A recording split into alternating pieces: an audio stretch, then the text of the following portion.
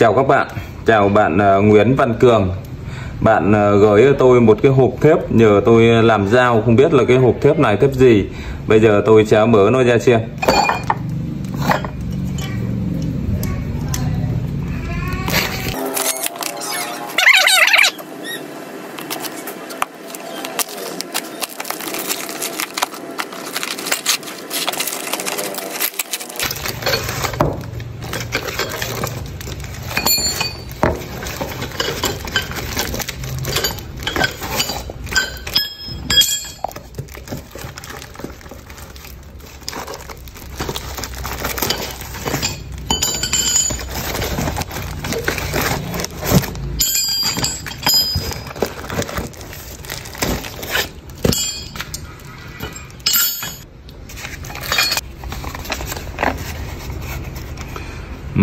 Người gửi là bạn Cường này, làm 4 dao thái này, 1 dao lọc này bằng mũi khoan này, 1 dao chặt bằng quá bi này, cực kỳ nhỉ.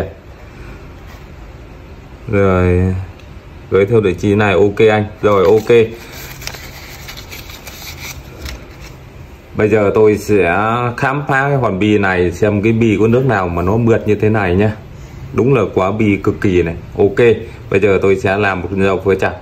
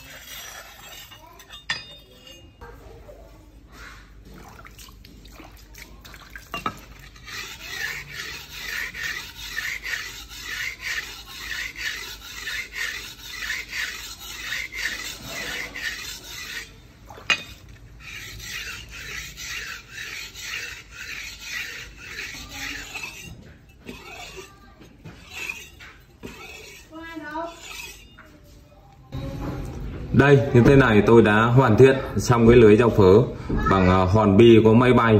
Bây giờ tôi cạo lông chân xem cái độ sắc của nó như thế nào.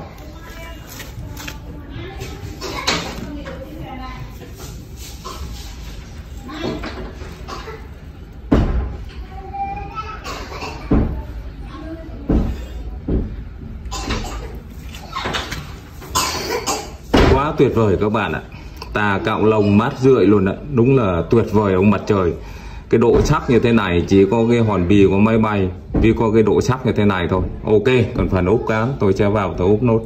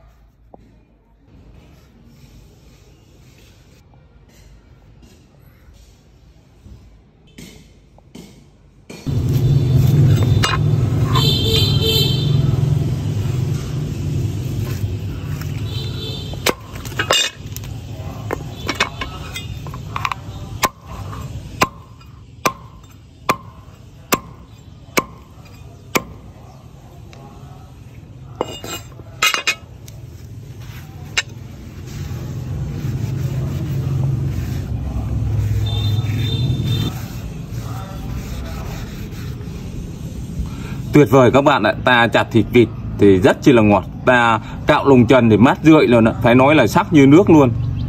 Các bạn có cái hạt bi máy bay như thế này, tôi khuyên các bạn là nên để làm dao cực kỳ là chất lượng. Về cái màu sắc con cũng rất chi là đẹp.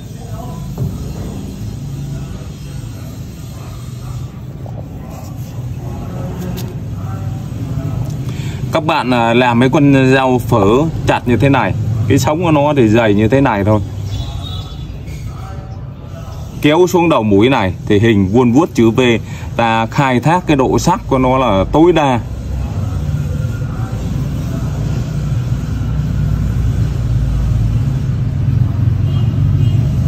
Còn về cái cán này, các bạn ốp cái gỗ mun châu Phi cực kỳ là đẹp. Cái vân của nó là rất đẹp, được chốt 3 đinh đồng. Và cái lỗ này là lỗ để ta trang trí. Một nữa là ta chiêu tường, hai nữa là ta trang trí cái cán này cho nó nổi bật, cho nó đẹp. Cái mẫu dao này rất đẹp các bạn ạ. Vâng, video tôi quay toàn cảnh cách làm con dao phớ chui ốp gỗ mun Nam Phi bằng thép hạt bi của máy bay. Đến đây là hết. Hẹn gặp lại các bạn trong những video tiếp theo.